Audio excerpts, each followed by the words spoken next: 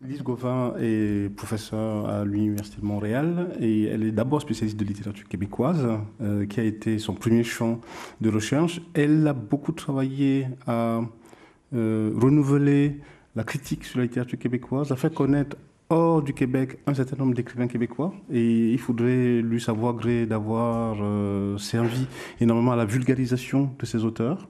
Et elle s'intéresse beaucoup à la question de la langue française au Québec, dans les rapports que celle-ci peut entretenir avec l'anglais. Elle est une militante de la langue française, étant aux portes justement de la défense de celle-ci. Et ses travaux sont principalement consacrés à l'importance que cette langue peut avoir dans la littérature, à l'inconscient de la langue, à la manière par laquelle celle-ci joue chez les écrivains, à la manière par laquelle ils se cachent derrière ou avec leur langue pour pouvoir produire des romans et des textes littéraires. Et je pense que s'il y avait quelqu'un au cours de ces 15-20 dernières années, qui a beaucoup œuvré à la connaissance de ces auteurs, de leur rapport à la langue dans le monde, c'est bien Lise Gauvin. C'est peut-être pas un hasard si elle a reçu de nombreux prix, y compris des prix de l'Académie. Donc je te cède la parole, s'il te plaît. Voilà. Alors, merci beaucoup. Alors, comme par hasard, je vais parler encore de langue, puisque Romuald m'a présenté sous cet aspect, et il a tout à fait raison. Et je pense que certaines des citations que je vais donner vont recouper celles qui ont déjà été mentionnées, mais pas tout à fait quand même. Alors, je voulais juste dire un mot d'abord de Glissant comme personne. Je pense que ce qui le définit bien, c'est sans doute, oui, je crois, sa pensée généreuse, mais c'est aussi sa parole généreuse. Et Glissant était un être remarquable parce qu'il est venu, comme le disait mon collègue là, ce matin, il est venu à l'Université de Montréal faire une série de conférences qui nous a permis, cette série de conférences, de relancer le prix de la Revue d'études françaises qui avait été donné en 1968 à Kuruma pour les Soleils des Indépendances, un livre qui avait été refusé par tous les éditeurs européens, et ensuite qui a été donné en 1970 à Gaston Miron pour L'Homme rapaillé, et qui était tombé en désuétude, faute d'argent, comme d'habitude, là. Et avec Glissant, on avait on avait fait le projet avec notre centre de recherche de l'inviter à donner une série de conférences qui deviendrait ensuite un manuscrit qui relancerait le prix, donc publié par les presses de l'Université de Montréal. Ensuite, exactement le même texte, sans changer quoi que ce soit. Et il y avait toutes les interventions, les questions et les réponses de Glissant après les conférences qui sont restées. Le texte a été repris après chez Gallimard. Donc, moi, dans les entrevues que j'ai faites avec Glissant, j'ai trouvé ce qui était vraiment remarquable, c'est sa parole généreuse. Je veux dire, il répondait directement aux questions. Il n'a jamais éludé une question. Il répondait d'abondance et je lui en sais gré. Et je crois que c'était quelqu'un de remarquable à plusieurs points de vue, mais aussi de ce point de vue. Alors, je vais parler, moi, de cette citation.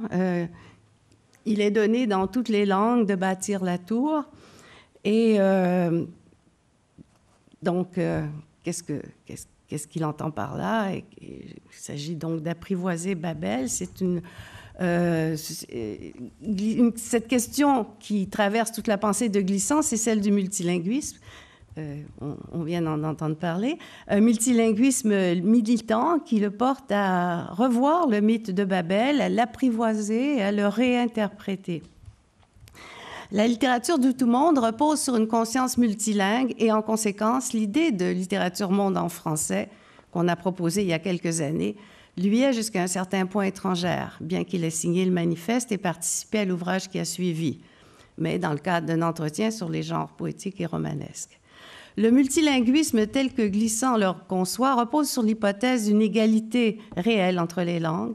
Il ne doit pas être lié à un usage imposé d'une langue. Il n'est pas non plus une juxtaposition de langues ou un macaronnage de textes en langues différentes, ni même il n'est pas non plus l'usage de créolisme.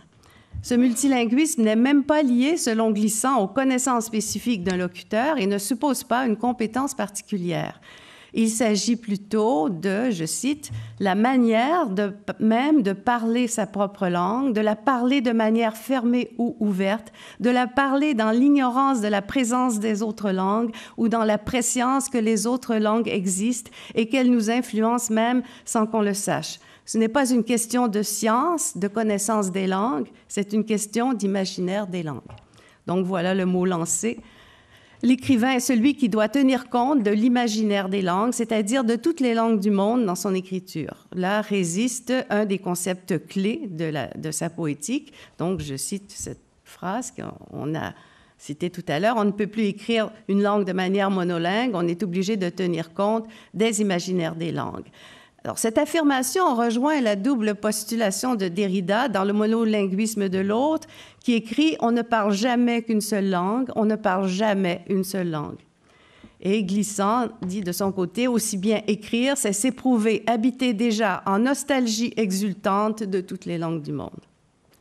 La condition préalable à cet imaginaire multilingue serait ainsi de supposer abolie toute hiérarchie entre les langues, et les poétiques inspirées par cet imaginaire se fondent sur l'infinie variance de la relation, sur la variance infinie plutôt des poétiques de langue. Ainsi, la totalité monde de Glissant ne saurait se concevoir sans son corollaire obligé, celui de la totalité langue. Il est donné, dans toutes les langues, de bâtir la tour, écrit-il dans Poétique de la relation. Interrogé sur le sens à donner à cette dernière phrase, Glissant me répond « L'idée du mythe de la tour de Babel, c'est qu'une fois que chacun des travailleurs de la tour a une langue différente, on ne peut plus coordonner le travail et la tour s'effondre parce qu'elle n'a plus de principe unitaire.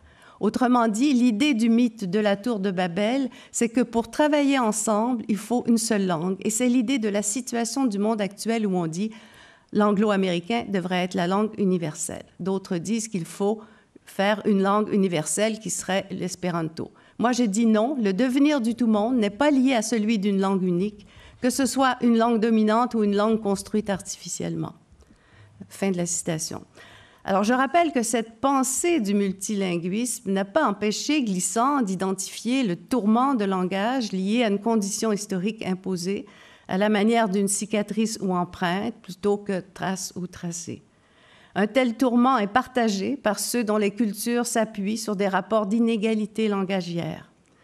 Le tourment de langage entraîne ainsi chez ceux qui l'éprouvent, et notamment chez les écrivains, une sensibilité plus grande à la problématique des langues, parce qu'ils appartiennent à des zones culturelles où la langue est ce que Glissant appelle une langue composite, et aussi parce qu'ils sont sensibles à la problématique du chaos au monde.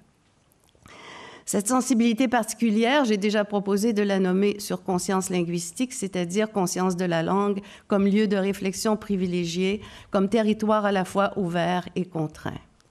Je rappelle encore que la problématique des langues telle que Glissant la conçoit repose sur la distinction fondamentale entre langue et langage.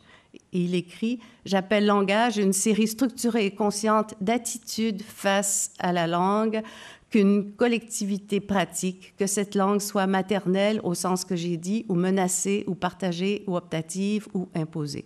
La langue crée le rapport, le langage crée la différence, l'un et l'autre aussi précieux. » Mais pour en revenir à Babel, je précise que cette réinterprétation du mythe que propose Glissant rejoint tout un courant de la pensée contemporaine qui consiste justement à revoir, à réinterpréter Babel.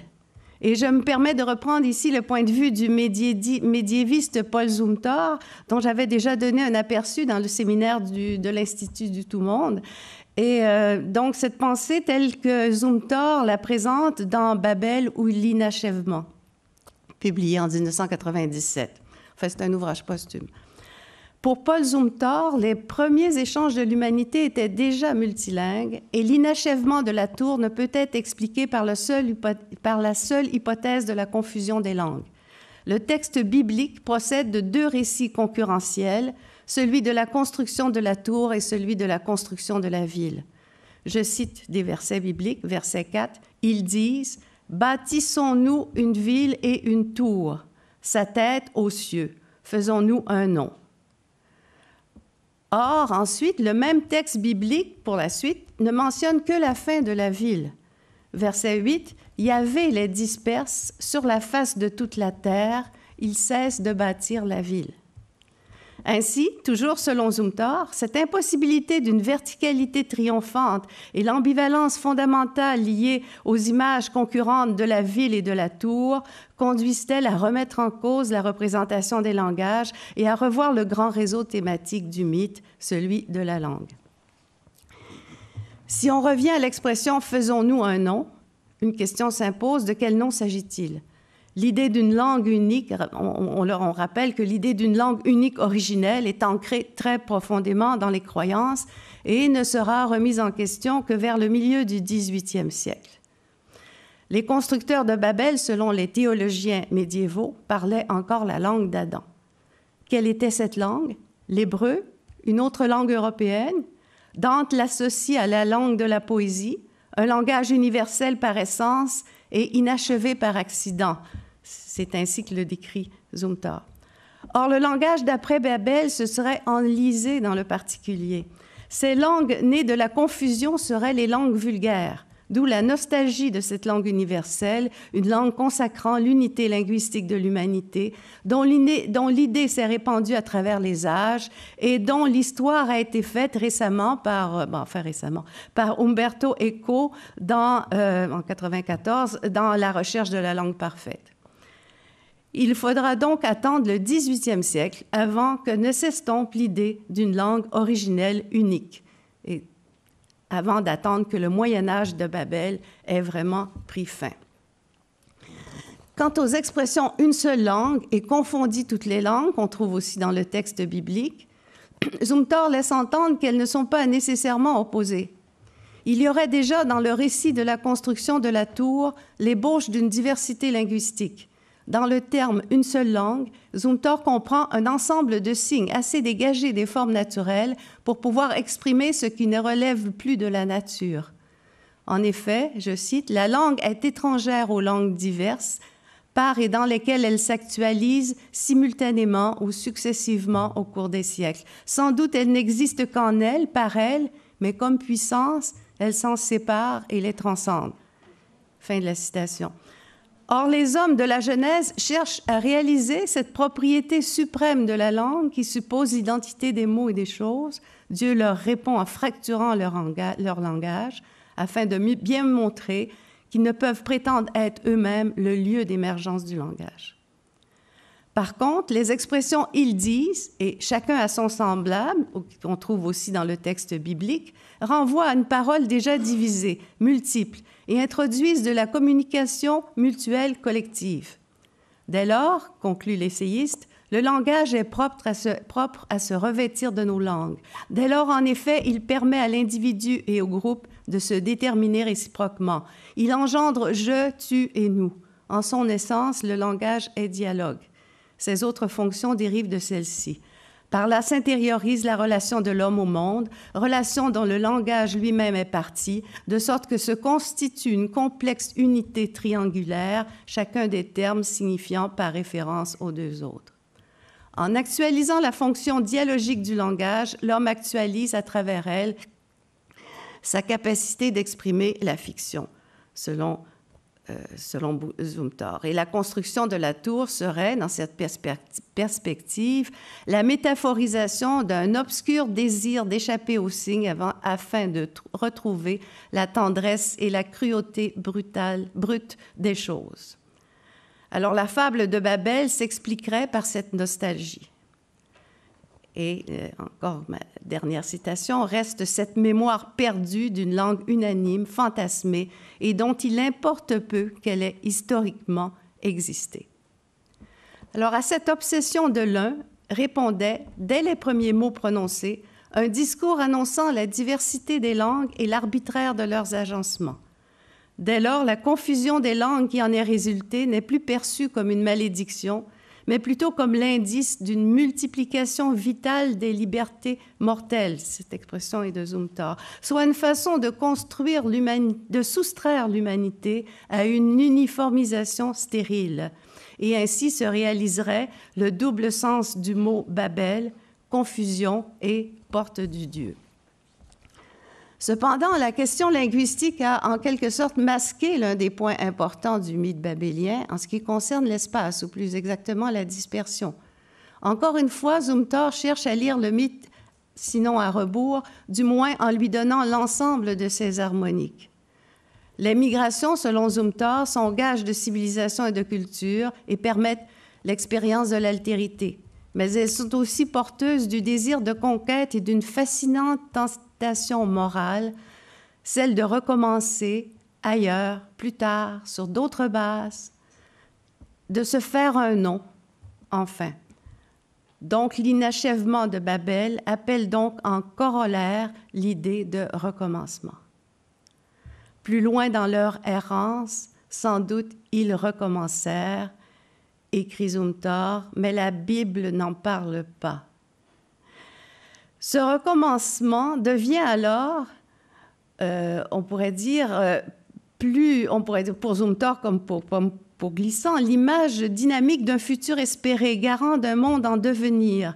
À la circularité mythique se greffe le rhizome de l'histoire. Telle est la portée de Babel, à la fois commencement et recommencement, inachèvement et répétition dynamique, c'est-à-dire pensée de l'errance. Comme Zumthor, Glissant fait intervenir la notion de rhizome, empruntée évidemment à Deleuze et Guattari, pour expliquer les mutations de l'histoire. Et rappelons également qu'à la verticalité de la tour, Glissant a préféré opposer, en ce qui concerne l'espace, la figure de l'archipel, qui suppose à la fois l'interdépendance et l'autonomie de chacune des parties. Et en fait, c'est cette pensée qui rejoint cette pensée de Zumthor, cette explication, on peut dire cette interprétation moderne de Babel, rejoint celle de Glissant. Et écoutons-le à nouveau expliquer son point de vue sur le multilinguisme en conclusion de notre entretien.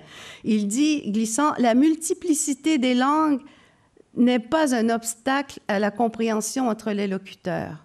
Je dis qu'il y a une nouvelle sensibilité des humanités qui se développe et que les rapports de langue à langue seront faits plus d'intuition et de sens commun, c'est-à-dire de sens partagé, que de traduction intellectuelle et de sens clair. » Mais on a bien entendu que la traduction n'est pas nécessairement un sens clair, n'est-ce pas? Voilà, mais Glissant poursuit. Autrement dit, il y a une certaine opacité dans la fréquentation des langues, qui n'est pas un défaut, mais l'acquisition de nouvelles facultés chez les hommes et les femmes d'aujourd'hui. Fin de la citation. Pour Glissant, la diversité des langues n'empêche aucunement la mise en relation des locuteurs dans un projet de travail en commun. D'où l'importance de sauver cette diversité aujourd'hui. En outre, Glissant resémantise le concept de langue commune, une langue dont l'actualisation passe par la multiplicité des idiomes, mais une multiplicité qui doit prendre en compte l'opacité irréductible du langage. Plus précisément, il installe le plurilinguisme et la diversité dès l'origine. Et ce faisant, il retrouve la réflexion de certains exégètes arabes, notamment de Abdel Fattah Kilito, qui, dans la langue d'Adam, rappelle les thèses selon lesquelles le plurilinguisme était de règle dans les temps du commencement. Babel serait donc depuis le début emporté dans un devenir qui rappelle la figure de la spirale baroque, une figure dont l'inachèvement s'oppose à l'orgueil des tours linéaires et totalisantes des cités modernes. Pas plus qu'il n'y a de langue originelle, il n'y aurait de langue absolue, c'est ce qui est aussi une pensée très chère à Glissant. D'où cette formule shakespearienne, « Je te parle dans ma langue et c'est dans mon langage que je te comprends ». Cette nouvelle interprétation de Babel rejoint des concepts clés qui sont comme des leitmotivs dans l'œuvre de Glissant, soit la différence entre langue et langage, l'idée de recommencement et d'imprévisibilité, ainsi que l'opacité inéluctable dans le rapport entre les cultures, cette opacité qui vient à l'encontre des mythes de la transparence et d'un universel à portée hégémonique. Et au final, la notion d'universel est réinvestie et réinventée dans une dimension renouvelée, à l'écart de toute pensée totalisante. Le seul universel envisageable pour Glissant est celui qui suppose la quantité réalisée de toutes les différences. Et il ajoute « L'idéal qu'il y a dans la notion d'universel s'abolit dans la notion de quantité réalisée. » À la verticalité de la tour, Glissant oppose l'archipel des langues, espace en étendue qui repose sur l'autonomie et l'interdépendance de chacune des composantes et qui appelle en retour cet imaginaire des langues cher aux penseurs de la relation. Merci.